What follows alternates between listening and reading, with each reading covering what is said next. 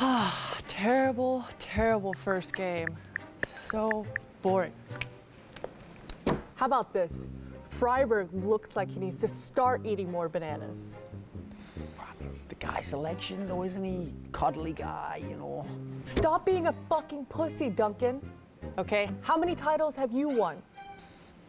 None. Yeah, exactly. I've won 7. You think I won 7 world titles by being nice to people? I mean, I'm not sure. Like, that polling material got us in a lot of trouble. Haven't we moved on since then? How about this?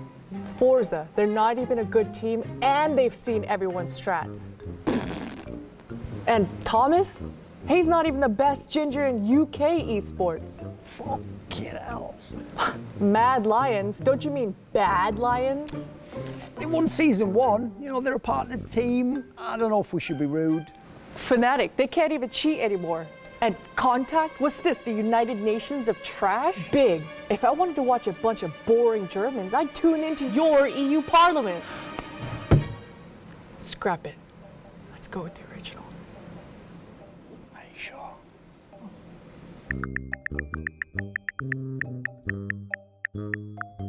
And don't forget our cheeky little face.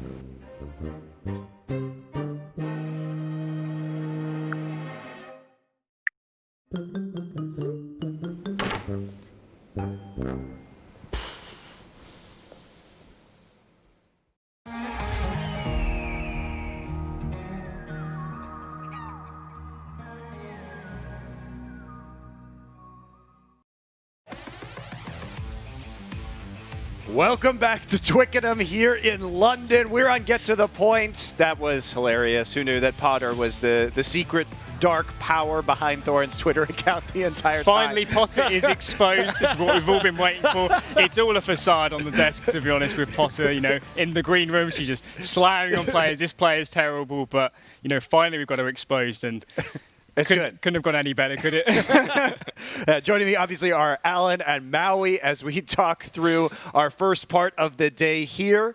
Expect more of those fun little skits. We've got a lot more coming. We filmed some good ones. I'm actually really excited about that. I know both of you guys were filming them this morning. You guys pumped? I'm a little concerned about how people are going to react to mine.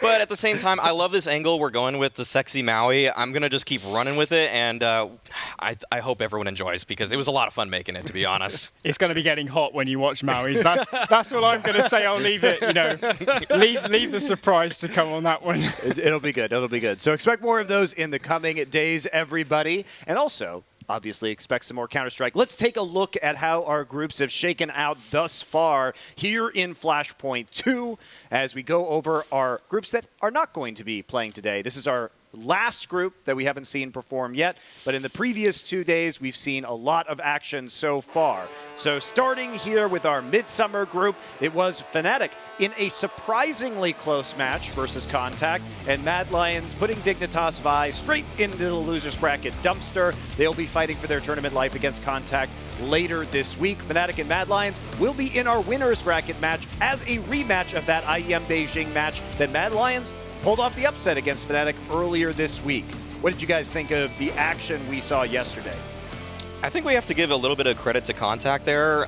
They showed a pretty solid game plan going into that Fnatic matchup, and it felt like it was a matter of time for Fnatic to actually close that one out. But Mad Lions, on the other hand, and that Fnatic matchup, that's a rematch I really want to see, because every time Fnatic goes into a rematch, they power up.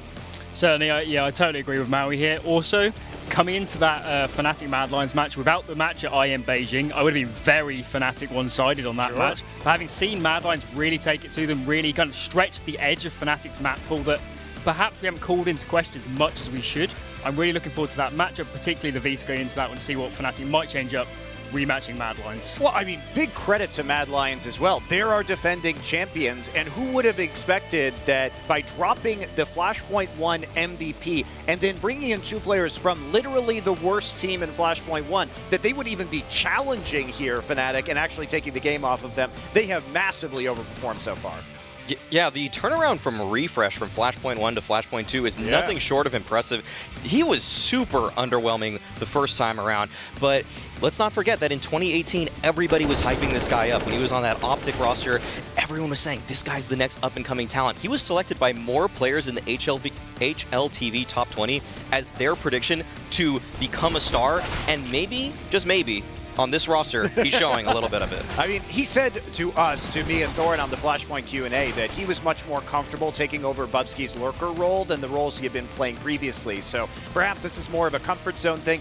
Not a lot of games yet, so we'll see if it continues, but he was doing extremely well in both the match he played so far in Flashpoint, as well as the match that he played against Fnatic earlier this week. This role change is actually the craziest thing with Refresh, because when I think of Refresh and him in the previous teams, particularly in 2018, remember when he really came alive on Fragsters, he was an aggressive player, playing all the rotator spots. T-side he was going in, early with the nades, but now slower play anchors on some maps on CT. T-side he's really moving into that lurker role, playing the late rounds, and I really wouldn't have expected that transition to be quite as smooth. I think we need to see it play out a bit more to see how how well he's kind of moved into that role at this point. But so far so good, and I'm looking forward to seeing that Mad Lions Fnatic match. It could be a really great one. All right, let's take a look at our first group that we saw play here, which is our Demolition Men group. And, we're going to look at this group first, actually, which will be today's matchup. So, coming in, it will be OG versus Gen.G. That's our second match of the day. Many of you and all of us on the desk are very excited about our first match, which is going to be Cloud9 in the unveiling of their very hyped by a Mr. Henry Greer roster against Virtus.pro, a team that in our Pinnacle Cup qualifier did not drop a single map and has been dominating the CIS region recently. Yeah, I think it was a 20-map win streak that Virtus.pro were on coming into this. They have played a couple online cups lately, and I think they kind of took their foot off the gas for those.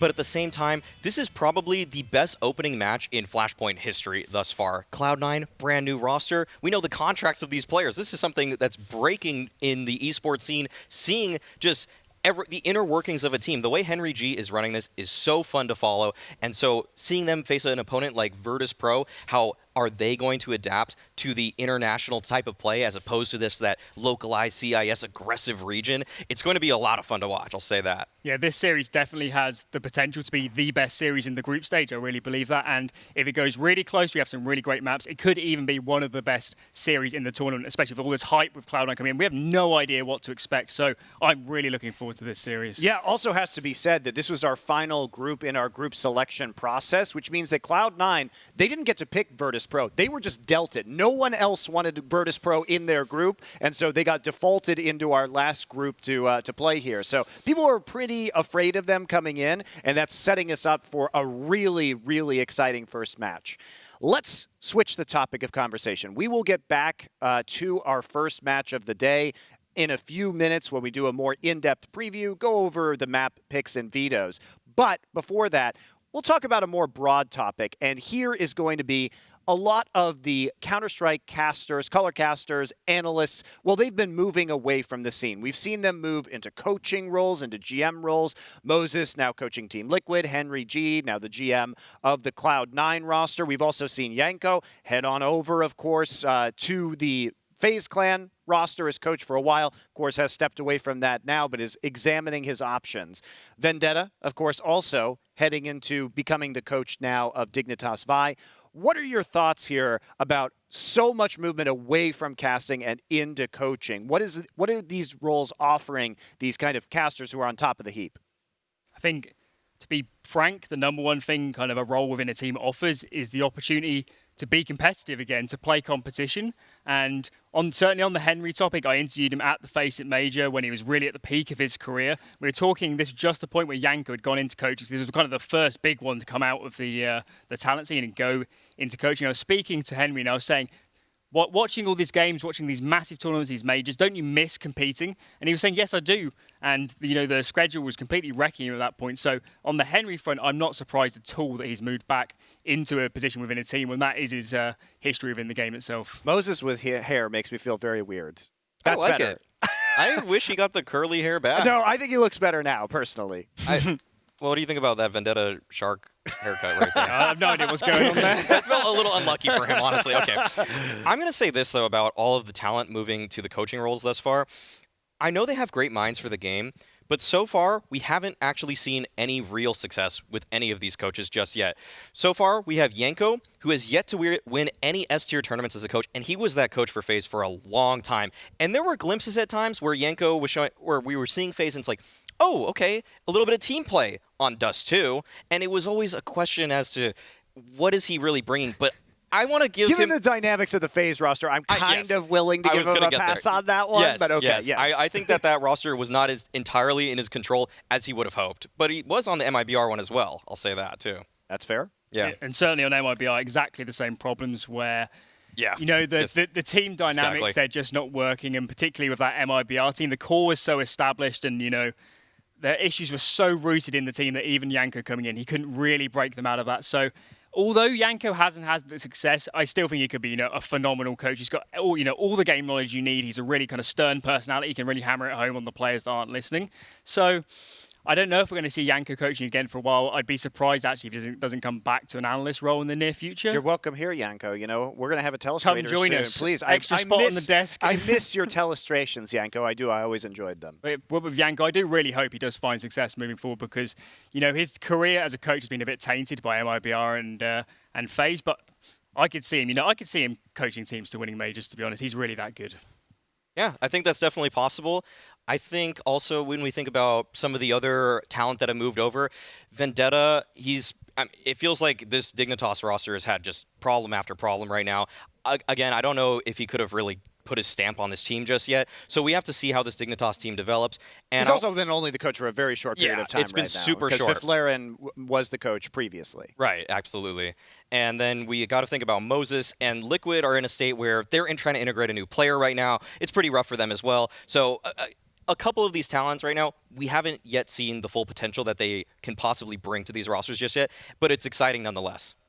Yeah, I also think that in general, it's a lot harder for people like Moses to come into an existing roster and kind of assert that control and authority, which is why I think the Henry G thing is so interesting, because this is fundamentally built from scratch around Henry G. And I think we're going to see hopefully some good stuff there. All right, we have to move on to our next topic of conversation, which is a fun one. You know, it's going to be, of course, the Counter-Strike 20th anniversary since the 1.0 release that happened very recently. Of course, you probably saw it on the Counter-Strike official Twitter account. So let's kind of take a trip down memory lane, look at some of these old maps that are continuously being updated, are still in the pool. Because for me, that's part of the charm of Counter-Strike is you could have played it 20 years ago, and you can still watch it today and understand, oh, this is fundamentally the same map that I played, which gives it kind of a very durable history in terms of people being able to come back and watch it even if they're not playing anymore. Yeah, I still get so exhilarated to just see an Opper pick mid Dust 2 doors. It is just so exciting. And okay, so let's look at Nuke here. This map has gone through a lot of changes, actually. So when we used to play it, you could sit on top of those rafters up there. It was just such a crazy CT fight on the inner bomb site right there. And now they've actually kind of halved what the inner rafters offer any CT. So it's kind of a cool twist to the map that hasn't really changed the entire identity, but it has changed kind of how it's played out. Yeah, certainly Nuke has changed so much, even just in CSGO. If you remember back to the early years, 2012, 2013, 2014, such a CT-sided map, especially those rafters on the upper bomb site. If you were popping in, there's really nothing you could do in terms of taking the first fight. You just had to try and trade it into a reasonable situation. And yep, added the decon side as well. We didn't used to have that. It used to just be toxic on that side. So many changes to that map. I think I prefer this iteration of Nuke compared to any of the others. I think it just has so many more kind of avenues as the T side particularly to try and hit either of the sites. So I quite like the way this Nuke plays. And yeah, certainly further up in the map pool for me than back in the day. Well, we're seeing it a ton more later this year, or lately in this year, than we have at any other point since the changes were made. So pretty fun to see teams really leaning into that as well. It's been the most played map in European competition, actually, just flat out. People love this map right now, and it offers a lot for terrorists as well. I love that it's gotten more balanced, like you mentioned. The fact that it's not just the CT fest of just raining fire down upon anyone that tries to breach that A bomb site. It was so rough before. And also, I'm going to say I'm thankful that from 1.6 we don't just have these spam wars between walls. Like, honestly, that was probably the least engaging part of watching that map back in the day. So now it's a lot more, it's a lot easier to follow. And I like the color changes as well. Yeah, yeah. And even on CSGO with the spamming aspect, the start of every single round used to be getting 2 or 3 players up on the roof above lobby and just spamming through the walls because it was the only way you could deal with players on rafters. And, you know, it's a godsend that we don't still have that. You know, ruining the start of every single round on Nuke. Yeah. Well, let's take a look at Cache, which is a map that, you know, isn't currently in the map pool for professional play right now, but we do have the old versions from Source and then CSGO. Yeah, cool map design from Volcano there, along with FM Pwn. I actually got to interview them at ESL New York when they unveiled the new Cache, and they really kind of like the artistic kind of design they put on it, the little spin, the nature that's grown in, that's festered actually cool. here. It's very overgrown now, and it's a nice look to a map that was kind of drab before, because you can see these old iterations just like, okay, what is that, a yellow wall that's it's kind of rusty? All right. Yeah, and with Cache, there's a really big question actually of when is this map going to come back into the pool? And I truly believe that had the Rio Major gone ahead, we would have had Cache back in the pool straight afterwards. So Why? because it just happens to be the life cycle of Valve updating maps. They update the maps, they bring them out, they have a month or so, that sort of period, just to make sure there aren't any, you know, huge errors on it. And they had a few changes as well, particularly with the visibility on this Cache. And yeah, I think it really is primed to come back in the map pool when we get, you know, a really good opportunity. So, taking a look at Cache now and the updates that they've made, and also we've seen Cobble out of the primary map pool right now. You guys, if you were the kings of Counter-Strike esports, which maps would you want to be rotating into the pool right now to freshen things up? Because we've had the existing map pool for quite some time. I would really like to see Tuscan. Mill was always one of my favorite maps in Source 1.6.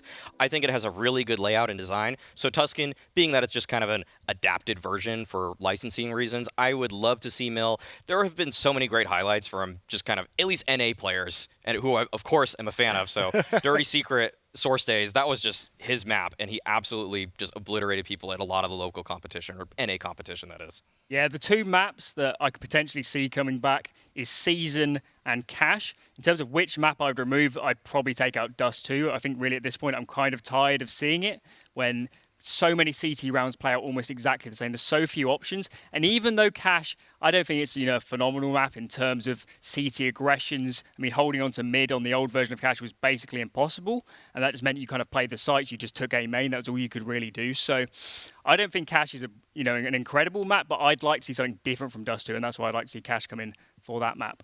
All right. Well, there you have it. We're going to take a quick break, guys. When we come back, we will be previewing our first match of the day, the much hyped up Cloud9 versus Virtus.pro. Stay tuned to get a look at Cloud9's new roster. Up next, Cloud9. Cloud9 debuts against Virtus.pro. Virtus.pro. Only on Flashpoint.